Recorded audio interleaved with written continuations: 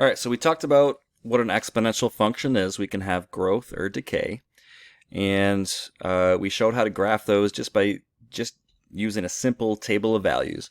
Now I want to talk about transformations and more of a general look at these types of functions. So an exponential function looks like this. It's like b to the x. And we also talked about that a value, right? A times b to the x.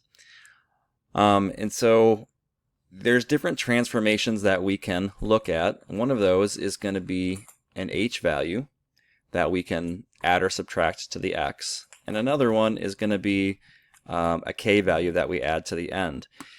These patterns are going to look very, very similar to the transformations that we talked about with quadratics and basically any other function that we look at in algebra. So let's explore these. So if we're going to graph a times b to the x, let's go ahead and do that. We're going to have a, b raised to the x. And I'm going to add sliders for each one of these things. It looks like I need to put multiplication there. Oh, actually I just have to switch the sliders. So we know that if a is equal to 1, that's kind of my starting value. If b is greater than 1, it's going to be exponential growth, and you can see that. Right? If b is above 1, you can see its growth, and it's also changing kind of a vertical stretch. If b increases, right, well then the exponential growth is going to be that much more dramatic. It's going to accelerate even faster, and it's going to stretch it way up. If b goes in between 0 and 1, right, like that one example we had as 1/2, well then we have exponential decay, right? So here it is as a decay function, and then we have exponential growth. Well, what if b is negative? If b is negative, well then the graph, well you actually don't have an exponential function. Let's look at what the a value does. So the a value, if the a value increases, right, you can see kind of the effect that we have here. You can see that it looks almost like a vertical stretch. It's increasing, but it kind of looks like it's just shifting over as well. If a goes negative, then you can see the graph goes down like this. And this would be an example of not an exponential growth or decay, but simply just an exponential function not fitting that category. Okay. All right, I want to look at the h and the k values, which should look familiar from last chapter. So if I go and I add or subtract something to the x value, so let's say minus, I don't want to do that. I'm going to have to put this in parentheses, minus h, and I'll add a slider for h. So now we have an h value up here. Notice what the h does. It kind of looks similar to what the a value does, but the h value here is just a horizontal shift, very similar to what we did with quadratics. If h increases, right? So h right now is at 6. If I have x minus 6, the graph simply shifts over to the right 6. And if I go this way, it shifts to the left. Okay, so that's a horizontal shift. Let's add the k value as well. So I'm going to add k. Well, the k value is going to be, and let me reset these things. I'm going to put h back to, I'll just put h to 0, and I'll put a back to 1, and leave it like that. If the k value increases, you can see this is going to be a vertical shift up or a vertical shift down, and that's all it is this sliding effect, this translation here. So the h and the k values are just translations sliding left and right, up and down, and the a value has some sort of dilation or stretch effect on that. Okay. So looking at that general form, so let's talk about the h value first. The h value is going to be a horizontal shift, left or right. So this is going to be, I'm just going to write horizontal shift.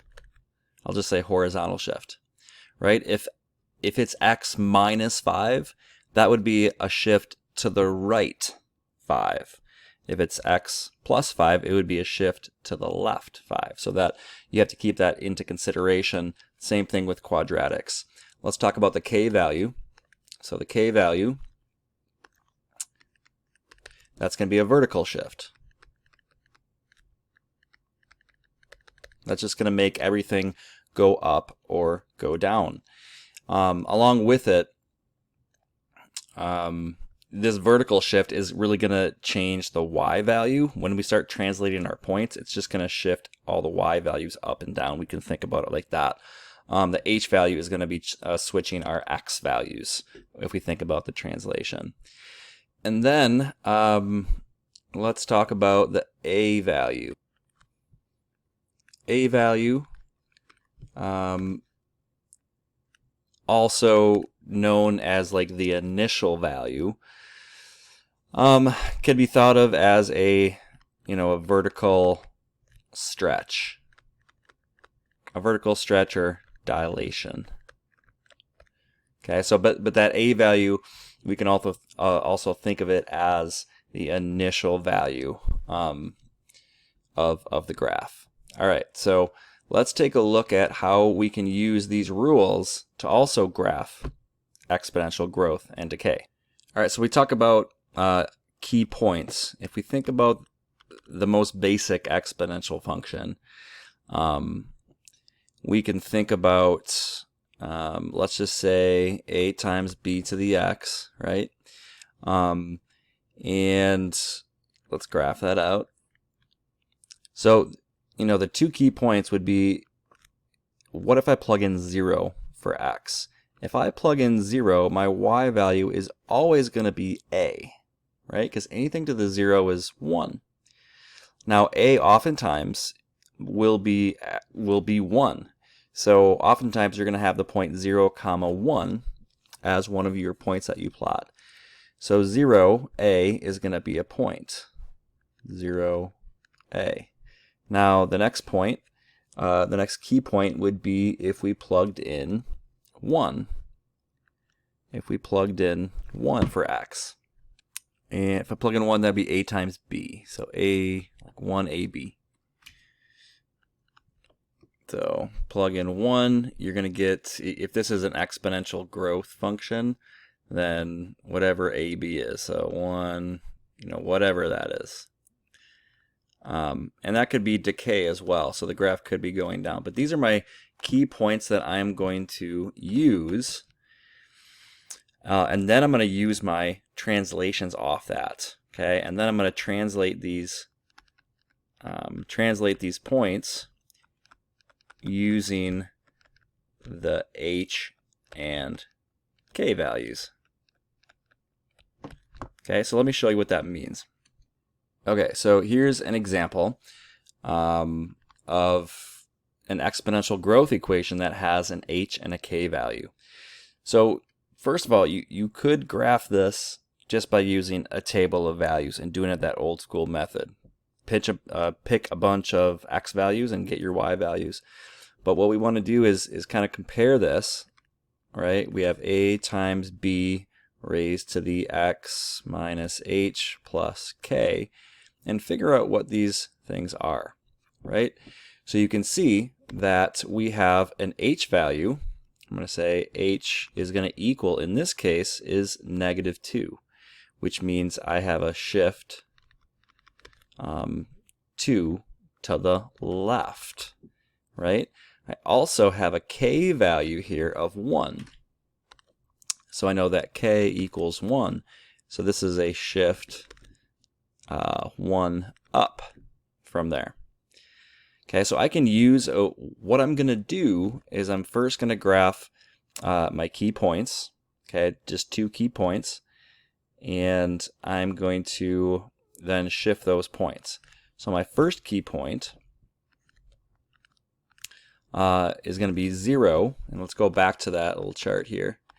The first key point is 0, and then whatever the a value is. And then the second key point is plugging in 1, basically, which is going to be a times b.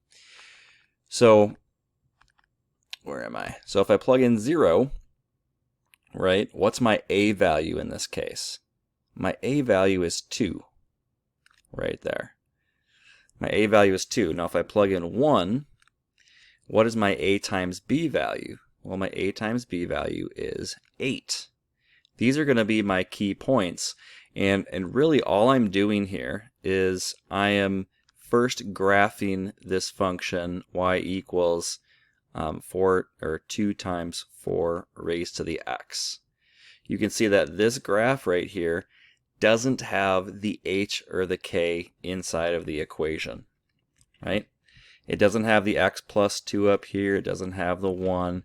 It's the same equation, but just getting rid of the h and the k value. So I'm getting my 2 key points basically by using this equation right here. Y equals 2 times 4 raised to the x. That's what it is. So I could even plot that. 0, 2, and 1, 8 is right here. And so the parent function of this would kind of look like this, right? You'd have this graph that goes up and it increases very quickly, right? So this gray graph, I'm keeping that as my first graph here. You can see the asymptote for this gray one is going to be y equals 0. So if I were to state, hey, the range of this graph is y is greater than 0, right? So now for my new graph, I'm going to translate these points. I'm going to take these 2 points and I'm going to apply the 2 h and k rules to them. So you can see that my h value is -2. That means I'm going to subtract 2 from the x value. So I start with 0 and I'm going to move it to the left. So I'm going to subtract 2 from that. That's going to give me -2. And then my y transformation is 1. I'm going to shift up 1. So I'm going to take the y value and I'm going to add 1 to it so that 2 becomes a 3. Right? So if I go down to the one below it, 1, 8, that's going to change. I'm going to subtract 2 from 1. So that's going to give me -1. And I'm going to also add 1 to that y. So that becomes a 9. So my 2 key points here, you can see. So let's go to the 0, 2 was shifted to the left 2, and then it went up 1. So this is the new point right there. You can see that h-k transformation. And then my 1, 8 point right here does the same thing. I'm going to go to the left 2 and then up 1, and there's my new point at -1, 9. There's my transformation. Now also what's going to happen is you can see the asymptote here is at y equals 0. And that's going to be true for every base function that we do if it doesn't have a h or k value. But what happens here is because we shifted everything up, we are going to have instead of y equals 0, we're going to have y equals 1 for my asymptote. So let me show you that. So let's say this is our asymptote here. I'm going to put a little dotted line in there. And so if I have this as gray, I'm going to make 2 versions of this. So my asymptote for the first graph, right, is at y equals 0. That's the boundary. That's as low as this graph is going to get. But since my new graph, or since applying the h and the k values, since I shift everything up 1, then the asymptote is not going to be at y equals 0 now. The blue graph is going to be up to y equals 1 now. So the asymptote is now y equals 1. So you have the gray graph there, but here is the final graph as I take those 2 key points and I just shifted them left and up. So now my new graph looks like this. It's going to look very similar to that, but it's going to level off here, not at 0, but at y equals 1, because everything was shifted up 1, because my k value is 1. So my final graph here isn't blue. If I wanted to say the domain and the range,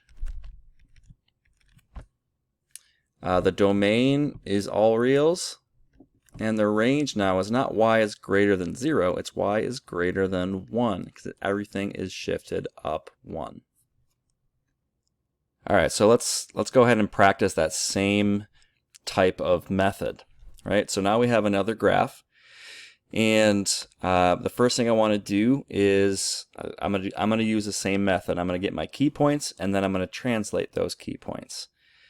Okay, so I'm gonna write my general form underneath here just so we can remember it. So I have this, and I'm just gonna write down everything up here. If I compare this, my a value in this graph above is 1. There's actually no a value. It's not like 2 times 3 halves. It's just 1 times 3 halves. So my a value is 1.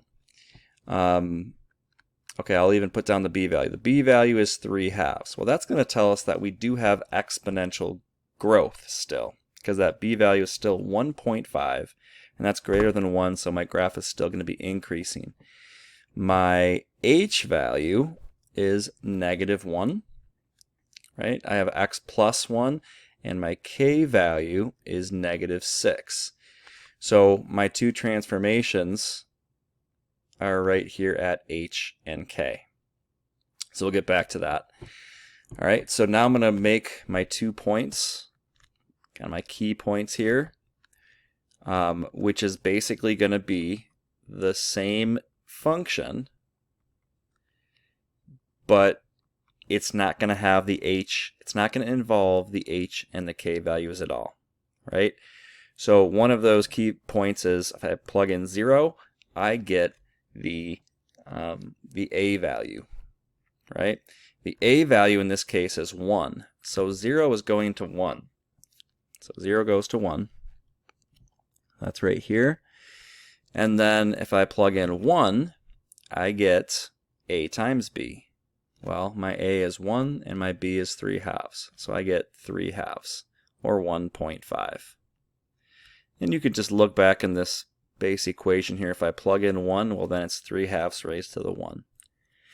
So now I have 1, and that goes to 1.5, which is just right there. Okay, so there's not these 2 key points. There's not a lot there. It's kind of hard to see exactly what's gonna happen there, right? If I wanted to get a better picture, I probably would just plug in more points. But we're just going to use the same type of procedure. I'm going to take my 2 points, and so the graph is going to look like this. The 2 points, it's going to level off. My asymptote's going to be y equals 0. And now let's look at how this translates. Okay, so my 2 new points is going to take the h value and the k value. H value is -1, so this is going to be a shift to the left 1. K value is going to be a shift down 6. So I have my horizontal and vertical shift. So let's take those 2 points and let's use these h and k values to translate them. So 0, 1, well that's I'm gonna subtract 1 from my x. This is gonna become -1 because of this shift left. And then I'm gonna subtract 6 from my y. So this is gonna become -5. And now I have 1 and 1.5. So from 1, if I subtract 1, I get 0. And if I have 1.5 and I subtract 6 from, get -4.5. So now I'm going to go ahead and plot those 2 points. So here's what happens. So this first point, I'm going to show the translation happen. Right? I'm at 0, 1, and I'm basically shifting left 1 and down 6. So to the left 1, and then 1, 2, 3, 4, 5, 6, which is now at -1, -5, which we already got from the numbers that we used. Then I'm going to go ahead and translate this point, which is at 0, sorry, it's at 1, 1.5 right there, and that goes to the left 1 and then down 6. So 1, 2, 3, 4, 5, 6, which goes there, which we already knew was going to be at 0 and -4.5.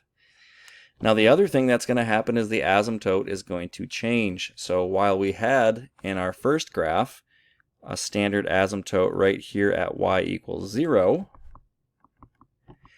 since I shifted everything down 6, my asymptote is going to be at y equals negative 6. So there's my new asymptote, my new boundary line. And now I can go ahead and sketch my graph. It's going to kind of look like the same exact thing. I got these 2 points that I'm going to work off of. It's going to increase quickly, and then it's going to level off at this asymptote, which is at y equals negative 6. Y equals negative 6 is the new asymptote. And so the graph in red and blue here is my correct graph. And I'll go ahead and say the domain and range. Domain is always all reals with these, and the range is going to be y is greater than, my asymptote here is negative 6. So everything above negative 6.